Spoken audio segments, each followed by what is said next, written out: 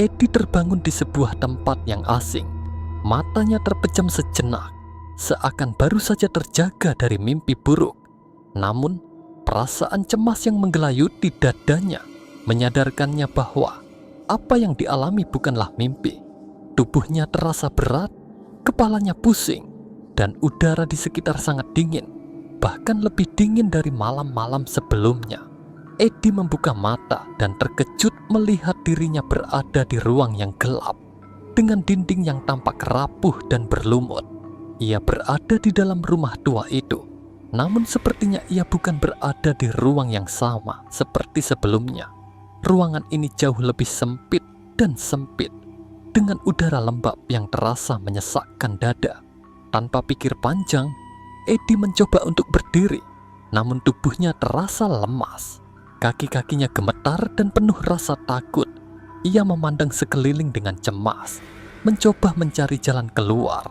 Kemudian, suara langkah kaki yang berat terdengar dari jauh. Langkah itu datang semakin dekat, berderap dengan kecepatan yang membuat Edi semakin gelisah. Terlihat dari ujung lorong sebuah bayangan bergerak, dan suara itu semakin jelas. Itu adalah langkah seseorang atau sesuatu. Makin dekat dan makin cepat. Edi, kau sudah masuk terlalu jauh. Suara itu kembali bergema, kali ini lebih mengerikan dan serak. Edi merinding. Ia mengenali suara itu, suara yang ia dengar sebelumnya, suara yang memanggil namanya. Suara itu datang dari sebuah bayangan besar yang muncul dari kegelapan. Dengan tubuh yang hampir tak mampu lagi bergerak, Edi merasa kekuatan untuk melawan lenyap. Bayangan itu semakin mendekat, tetapi tubuh Edi terasa kaku, seolah tidak bisa bergerak, terkunci oleh ketakutan yang mencekam. Semakin dekat bayangan itu, semakin kuat perasaan bahwa ia tak akan pernah bisa keluar hidup-hidup dari tempat ini. Bayangan itu berhenti beberapa langkah dari Edi, dan dengan perlahan wajahnya mulai tampak. Wajah yang tampaknya pernah hidup, namun sekarang kosong dan tak bernyawa. Matanya yang buram menatap Edi, seakan ingin menghisapnya ke dalam dunia yang penuh penderitaan. Sudah waktunya untukmu, Edi, bisik bayangan itu dengan suara yang begitu pelan, tetapi terasa seperti teriakan di telinganya. Sudah terlalu lama kau mengabaikan kami. Kau telah membuka pintu yang tidak seharusnya dibuka. Edi terbatuk-batuk, berusaha untuk berteriak, tetapi suaranya hilang. Ia merasakan tubuhnya menghilang dalam ketakutan.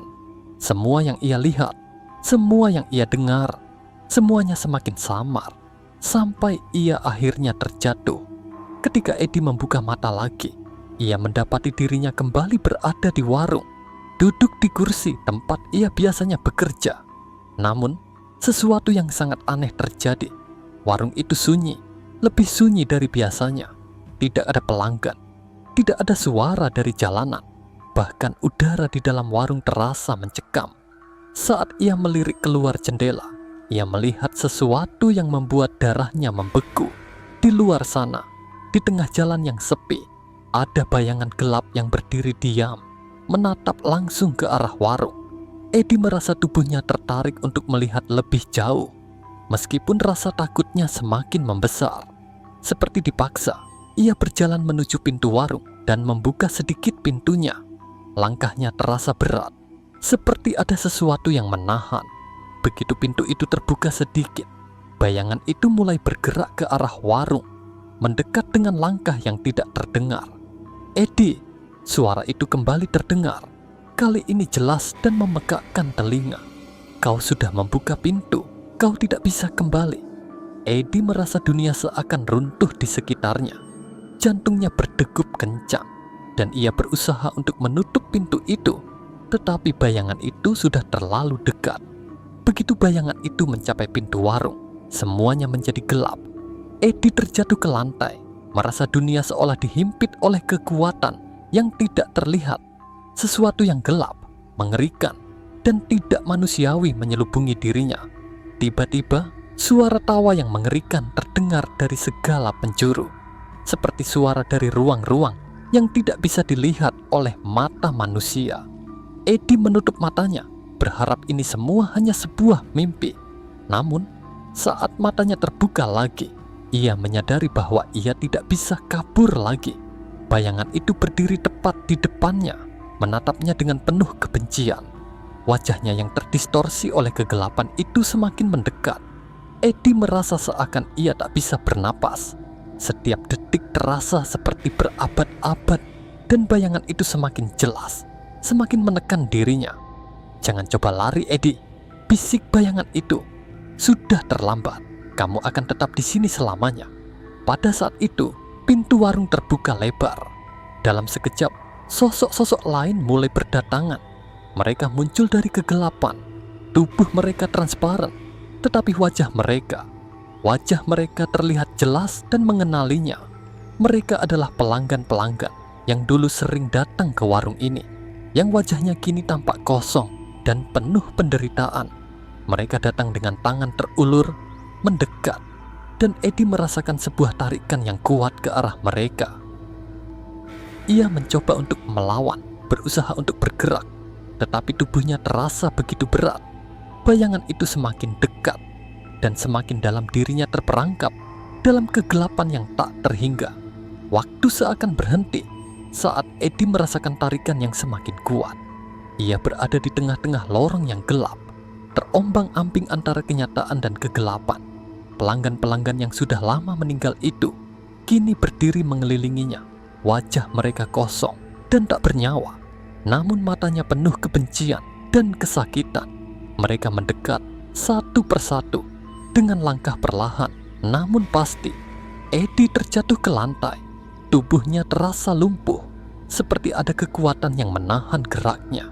Suara tawa mengerikan kembali terdengar semakin keras, seperti dari setiap sudut warung. Ia mendongak, mencoba melihat lebih jelas, namun yang ia lihat hanya bayangan-bayangan yang melintas di depan matanya.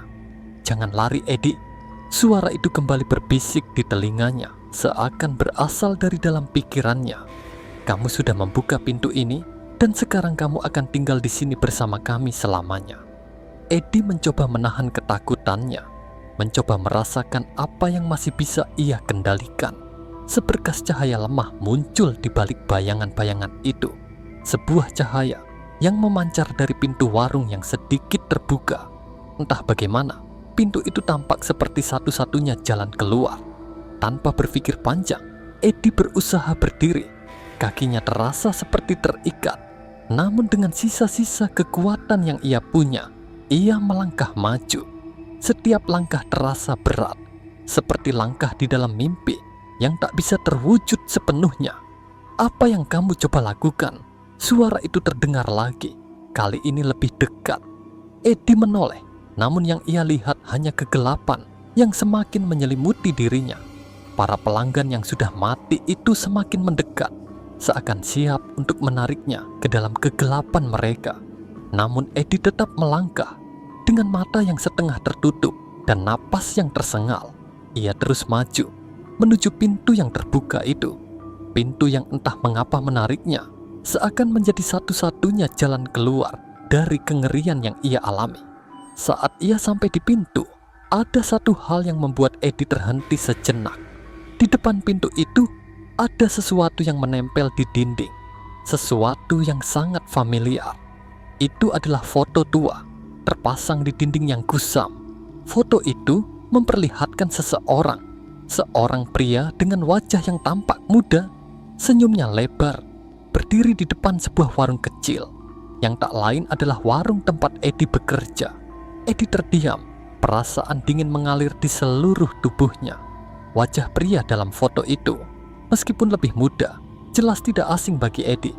Itu adalah wajah pemilik warung yang dulu.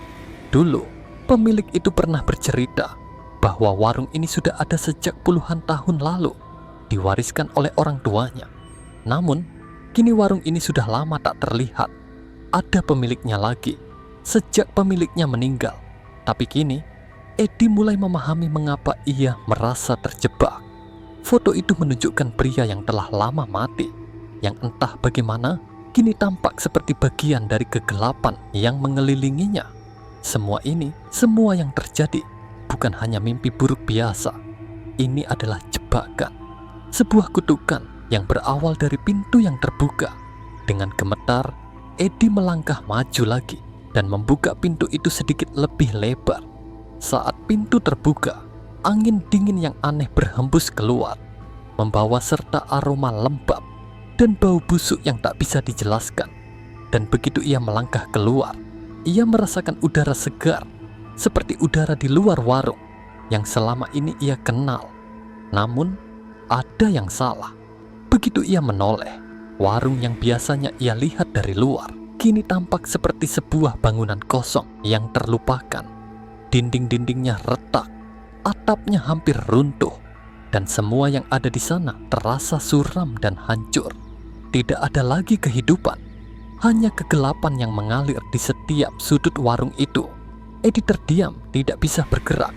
Ia menyadari bahwa meskipun ia telah meninggalkan warung itu tidak pernah meninggalkan dirinya. Ia melihat di kejauhan sosok-sosok itu, para pelanggan yang sudah mati, berdiri di pintu warung, menatapnya dengan mata yang penuh kebencian dan penderitaan. Mereka tidak akan pernah meninggalkannya. Selama ia masih hidup, mereka akan selalu mengingatnya, mengingat pintu yang telah ia buka. Eddie berlari, mencoba melarikan diri dari warung itu. Namun setiap kali ia berbalik, warung itu selalu ada, tidak pernah menghilang. Semakin ia berlari, semakin cepat sosok-sosok itu mendekat. Perasaan kengerian semakin menyelimuti dirinya, seakan ada sesuatu yang mengintainya dari balik kegelapan. Namun, di tengah ketakutannya, Eddie mendengar suara lembut, seakan berasal dari dalam dirinya sendiri. Suara itu mengingatkannya pada hal yang sangat penting. Pintu yang harus ia tutup, pintu yang telah ia buka begitu lama, dan kini mengikatnya pada tempat itu.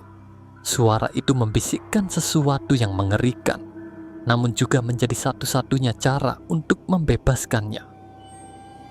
Eddie berhenti berlari dan menoleh sekali lagi. Di depan warung yang rusak itu, ia melihat sebuah pintu kecil yang terbuka. Itu adalah pintu yang tidak pernah ia lihat sebelumnya. Sebuah pintu yang mengarah ke bawah tanah. Pintu yang selama ini tersembunyi dari pandangannya, kini menyambutnya seakan memberinya jalan keluar. Tanpa ragu, Eddie melangkah ke pintu itu dan menutupnya dengan keras. Kegelapan seakan merenggutnya, dan dalam sekejap, ia terjatuh dalam keheningan yang mencekam. Dan begitu pintu itu tertutup, semuanya kembali sunyi. Tidak ada lagi suara, tidak ada lagi bayangan, hanya kegelapan yang mengelilingi. Eddie tidak tahu apa yang terjadi padanya, apa yang ia alami. Apakah ia masih hidup, atau apakah ia hanya terjebak di tempat ini selamanya? Namun satu hal yang pasti, ia tak akan pernah bisa melupakan warung itu. Akhir cerita ini meninggalkan banyak pertanyaan yang tak terjawab. Apa yang sebenarnya terjadi dengan Eddie? Apakah ia benar-benar keluar dari kutukan itu? Ataukah ia hanya terperangkap dalam dunia yang tak terlihat oleh manusia? Semua itu akan tetap menjadi misteri yang tak terpecahkan